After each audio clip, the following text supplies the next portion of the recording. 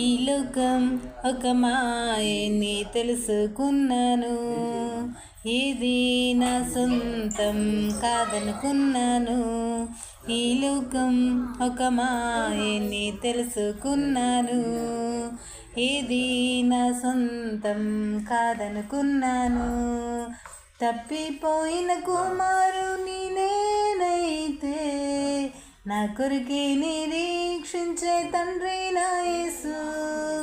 తప్పిపోయిన కుమారుని నేనైతే, నా కొరికే నిరీక్షించే తండ్రి నా యేసు.